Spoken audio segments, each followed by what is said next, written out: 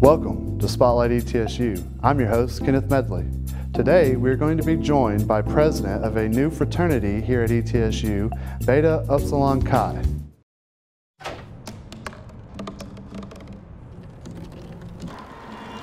Everybody has a dream.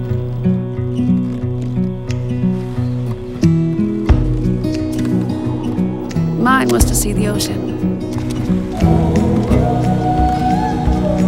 And with a little help, I made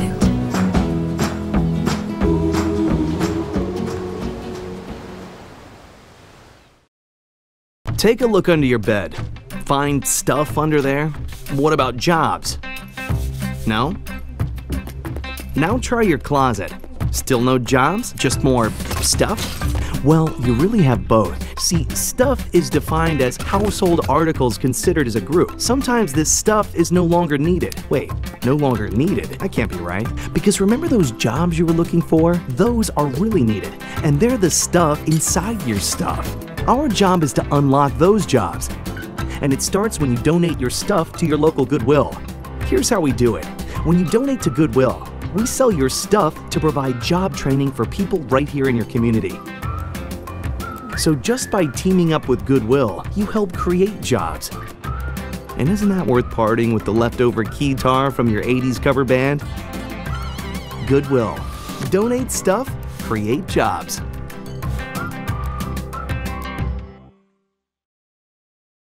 Mom.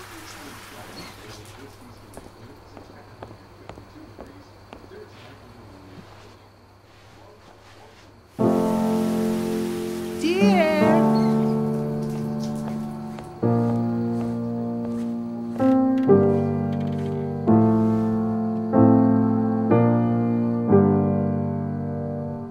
Visit aarp.org/caregiving for information on how to provide even better care for the person who wants to care of you. Welcome to Spotlight ETSU. As I said in the intro, we're going to be joined today by the president of a new fraternity here at ETSU. Would you go ahead and introduce yourself? My name is Santiago, and I'm president of BYX for the year 2018. For everybody out there who doesn't know what BYX is, could you take a few minutes and explain a little bit about what BYX is? Yeah, so BYX stands for Beta Upsilon Chi, or Brothers Under Christ. And the whole point of our fraternity is kind of to offer guys a group at which they can experience Greek life, but not really, I guess, get rid of the values or just have to ignore the values of their faith that they were given or that they have decided to take upon themselves to live. And so we're just trying to strengthen and build each other, not only kind of as a normal fraternity does to make you a better person, but our hope is that it'll make you a better man and a better husband throughout life, and to just kind of grow together and become closer. Okay, can you take a minute, tell me a little bit about yourself, like how did you grow up and what led you to Fraternity of Christ? I grew up in Rome Mountain. I know a lot of you guys know Daniel Santiago. He's my dad, and so I'm sure dealing with him, you know, it's fun. And so we grew up in Rome Mountain, and kind of that shaped me, just being around that. And we had lots of room to run around in and stuff. I was homeschooled throughout my years. I was pulled out of Cloudland Elementary at about 3rd grade.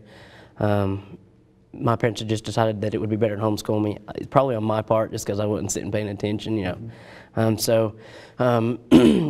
As time just progressed, I began to kind of question my faith and not really know, like, is God real? And I know, like, everybody has their opinions on that, you know. Do you remember how old were you? I was roughly,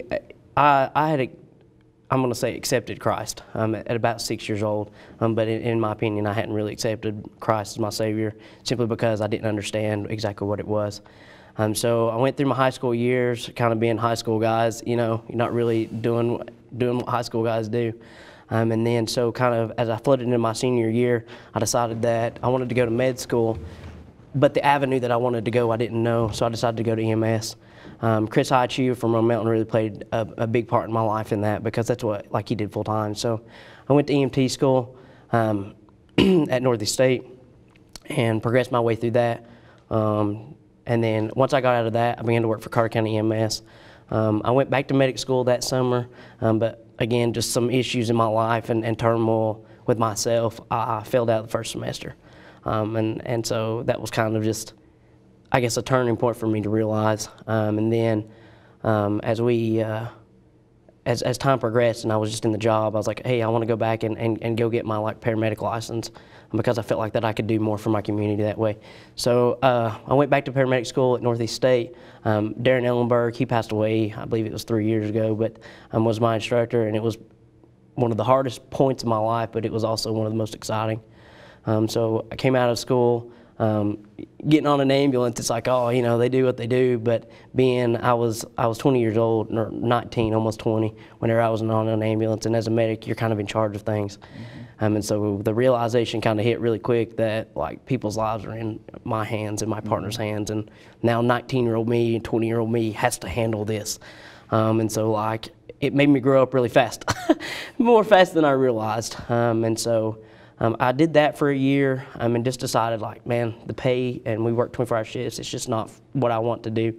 But during that time, I had just really began to search I wanted something more, and just trying to find my way throughout life. And so kind of back to back, as I came out of medic school, I got a lot of and I'm gonna call them bad calls, but just a lot of serious calls with people needing help. And so as it progressed, we had an incident with a pediatric call, and that kind of really broke me that night. And so that night, I just questioned everything in my life, and what's the point of life and everything like that.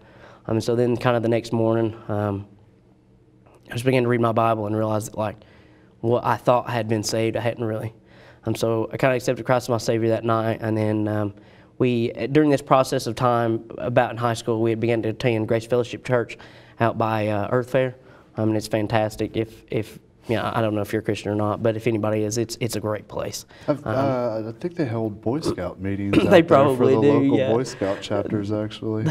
And we also do an event for special needs kids. They call it, I'm trying to think, they changed the name, but it's like a prom. And so they can just come, and we donate dresses and guys' tuxedos, and they can just come and they don't have to pay for it. They find them a tux that fits, and then they just dance, and we just there, and we get them excited and get them super hype about it to enjoy.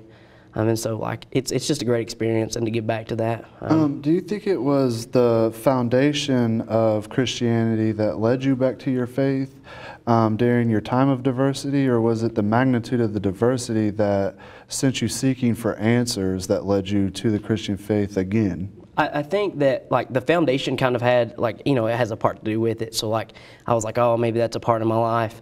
But I think at the same time too, it kind of turned me away from it, because I began to question if God is real, why is He able? Why is this even taking place?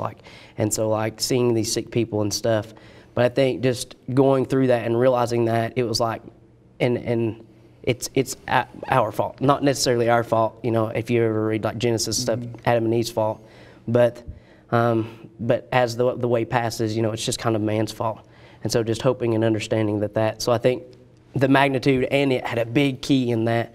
And then just realizing that hey, it's not necessarily our fault, but we have a redemptive method to be able to get out of this. I think that some people who are Christians forget that sometimes accepting Jesus Christ and the fact that there is good in the world and that God is good also means that evil is real. Yeah. And evil can manifest itself in many different ways in our world, I guess you would say. I agree.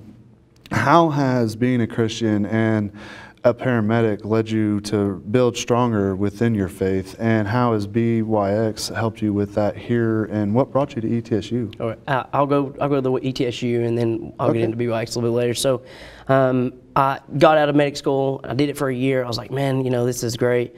And I think the realization that we're called to help people, and our country's in so much turmoil right now with that, and we want to help people, but we don't. And we don't want to help one side or the other because of all the turmoil. But I think realizing that in that time, they want someone to help. It doesn't matter. And I think that time that we're broken and that we have nothing else, it kind of showed me that in life how whenever we get broken. So it just kind of strengthened me as like I was doing something for some people that they couldn't do themselves. Kind of like Jesus did for us, sending his son to die on the cross. And so like, I'm not saying we're equals in any way, shape, or form, but it kind of gives you like just an understanding, a slight understanding. But so I think that kind of just, again, built it up. And that time that I was a medic, I was able to kind of explore and question. And there's a book called The Case for Christ by Les Stroud. And he was a journalist. And so like he was like, he set out to prove like God wrong. Like he's like, I'm gonna prove it wrong because of all the things that happened in his life. And kind of just began to examine evidence. And it's a really, really great book. But so it just really strengthened me on. And then so I was like, oh, medic school, 24-hour shifts, $9 an hour. It's not for me. I want to go do something else. I'm going to go get my bachelor's degree, and then we'll go from there. So I had applied for UT and got accepted there, and applied here. And I was just like, I don't really know, what's the thing. But I think it all came down to it was cheaper here than it was UT. And then too, I get to see Dad, so that was well worth it, And so I decided to come to ETSU and just progressed. And then I met like my first couple of years here were not involved at all. Greek life has a really bad taste about it. And I mean, like it's really shunned on for specific reasons. And so like the hope that we can change that is there. Yes, yeah. There's been many incidents at the past with Greek life here at ETSU, positive and negative, and I think that sometimes we focus a little bit too much on that negative, and I like that there is a new organization to maybe shine a little bit more positive in that area. Going ahead a little bit, what's your major here at ETSU, and are you still going in the medical field? Or? So my major is, they call it health sciences with a concentration in microbiology. I'm kind of looking towards the medical field as far as like doing research and stuff like that. But maybe med school off in the far distant future, but I think once I get out, I'd like to just do a lot of like research as far as streams. Whenever I was the medic for a year, a guy named Jake Story and Chris Lennon got me into fly fishing. So I'd really like to just be able to like make our streams better, bring like brook trout back to Tennessee like it was way before we got into the mess and stuff like that. Does your background in science or your new field of science, have you had any internal conflict between science and the scientific method, and is God real or anything like that with your Christian faith? That's a good question. So, because it's a big, an argument now. So it's like, oh, you're a Christian, but you're going in the science field, And so I think that the realization that if we do science the way that we're supposed to do and examine it from multiple angles, you can find that realistically we can't prove either one, like 100% sure. And so I think, and this is again just my interpretations of things and just seeing them in the way that they're produced, it's like I want a purpose and a reason that we were here, not just simply that, hey man, like I evolved from something and came from nothing and I have no purpose, And so like it gives you drive to do something, and like it just, the realization that, oh, there's something bigger than me that's holding me more accountable is really, so that turmoil's there, but at the same time too, it kind of strengthens my faith to show me that like we are just the depth of science, we're magically and just wonderfully made.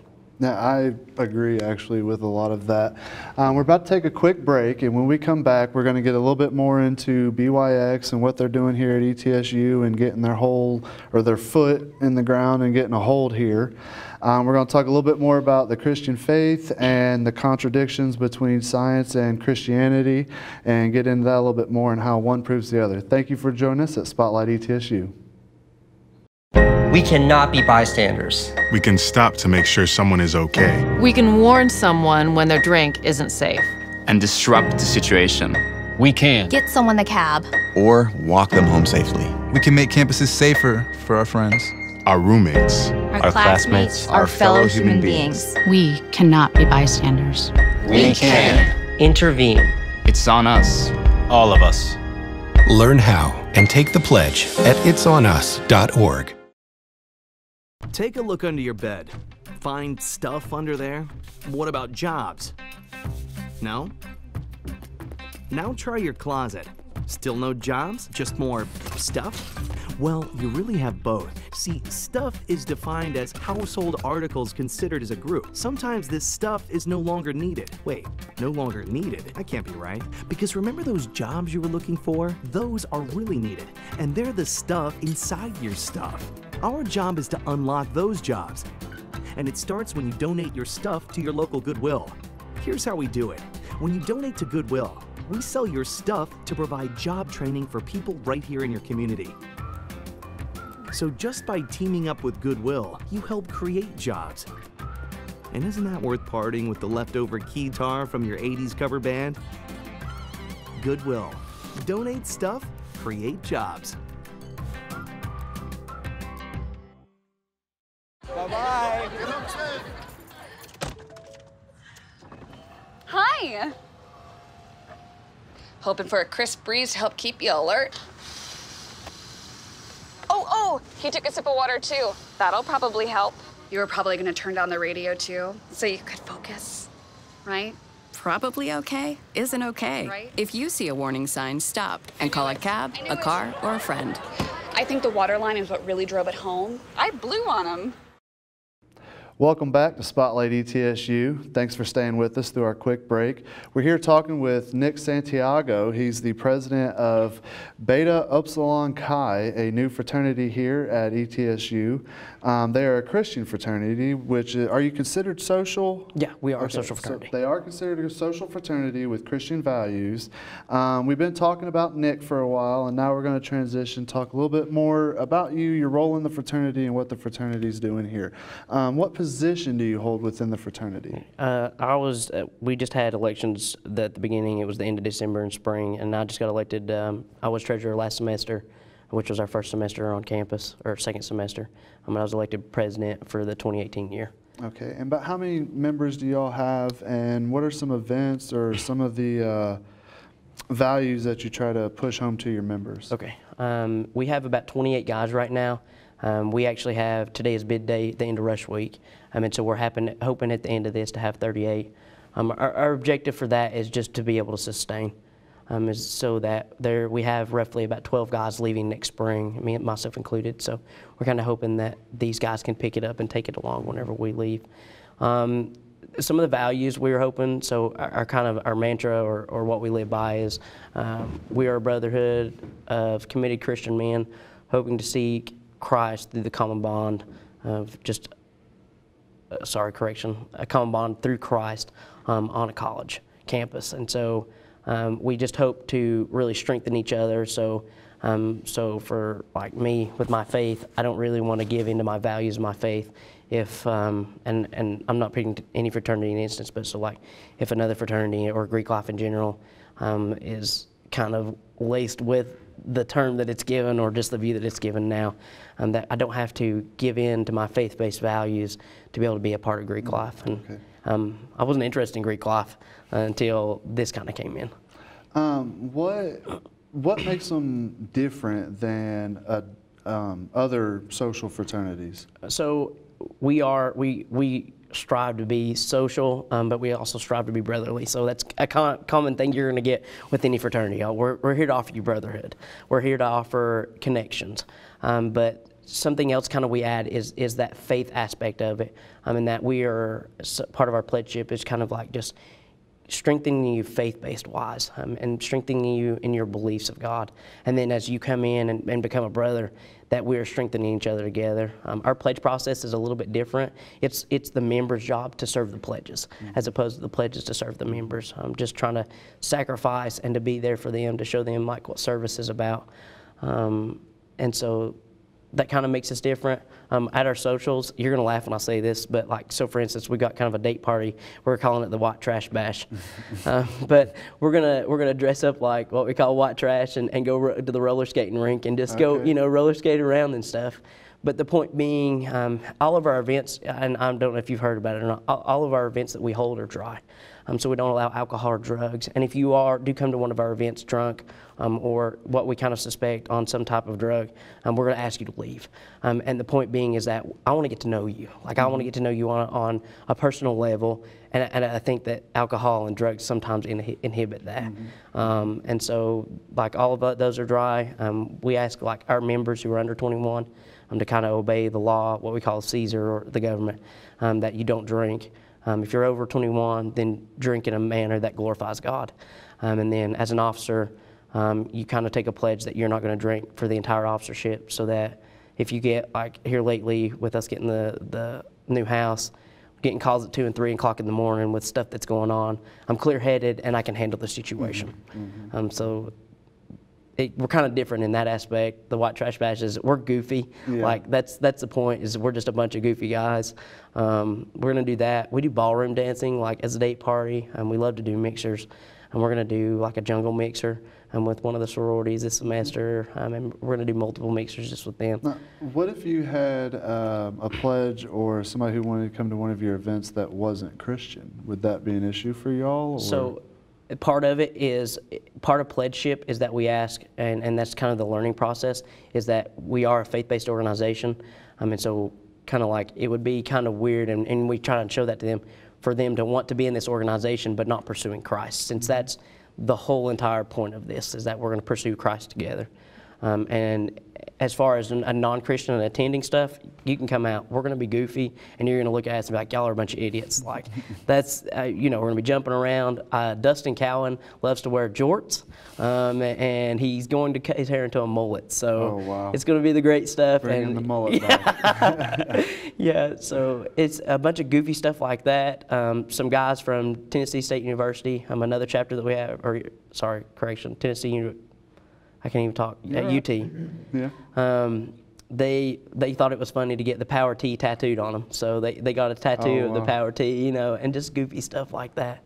But in that goofiness, we're able to be broken and really share that, like, what we struggle with. So, like, you know, and again, I don't know, you know, what you talk about, but like struggles that we have in life with things that we struggle with. So, like, for instance, like if like pornography and things like that, like lust, that's struggles in our lives that we can share with each other, and that we can kind of fight against. I know there's been like a lot of studies that come out, even if you aren't a Christian, that like pornography's bad, and it's shown that. And the #1 like person prescribed erectile dysfunction medicine is under the age of 24 because of this, you know. Yeah, it's a desensitization through media exposure process. And like, I mean, it's sad to hear that, you know. And so like, that's kind of a common struggle that we have.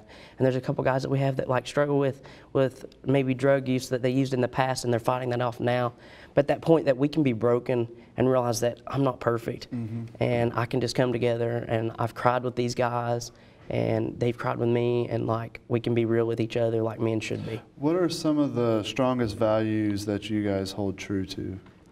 So our biggest value is the common belief that Jesus died on the cross, and that through that we're saved. And nothing we have done will earn us our way, nothing we can do, that we have absolutely just run into the I'm gonna say luck, but the utmost luck.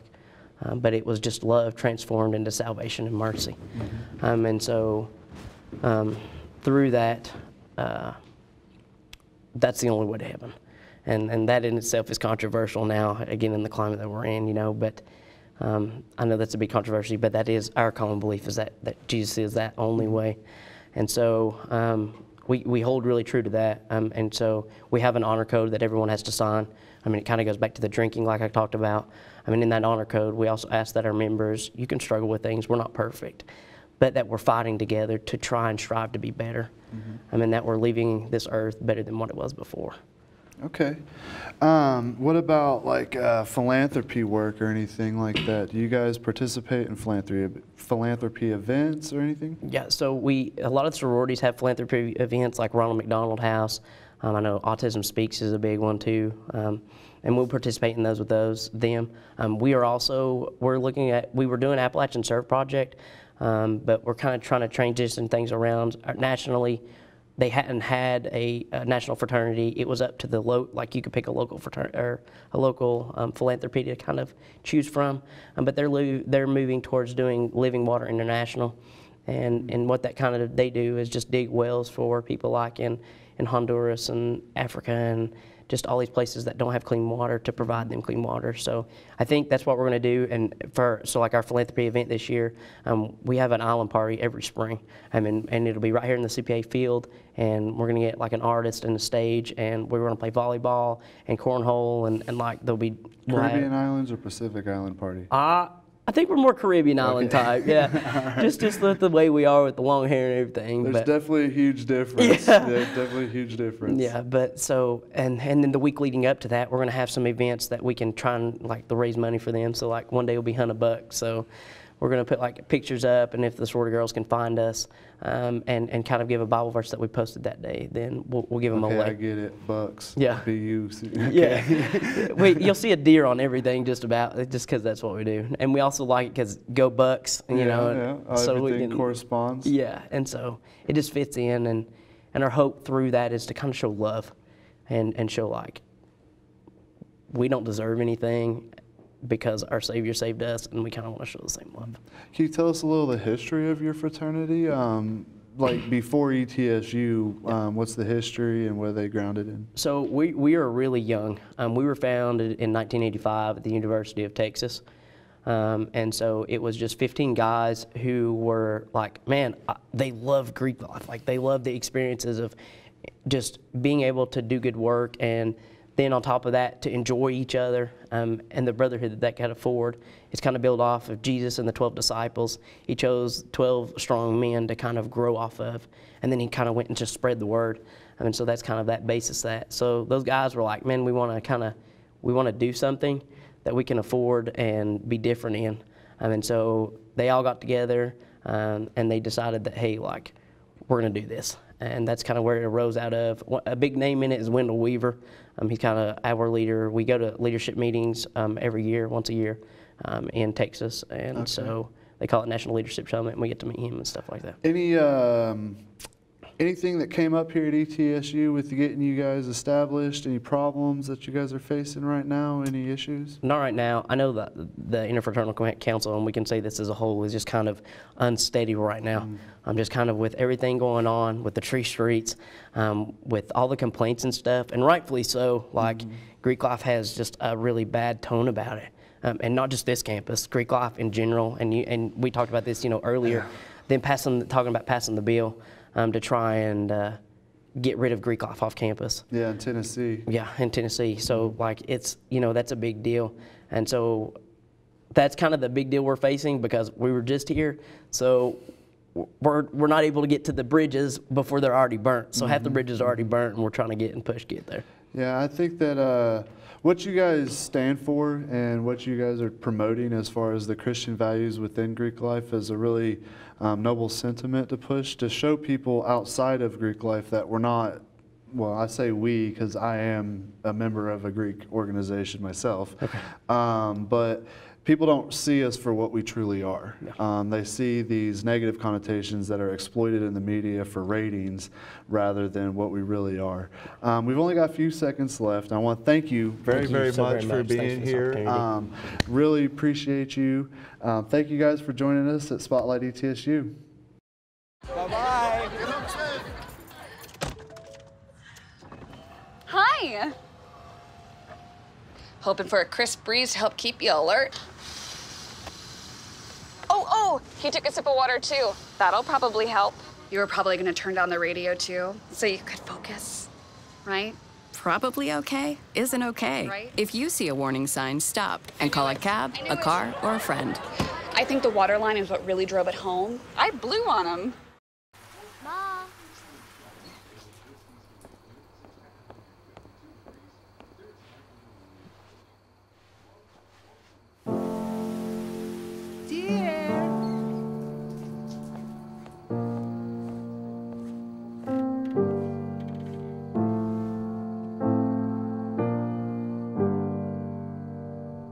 Visit aarp.org/caregiving for information on how to provide even better care for the person who wants to care of you.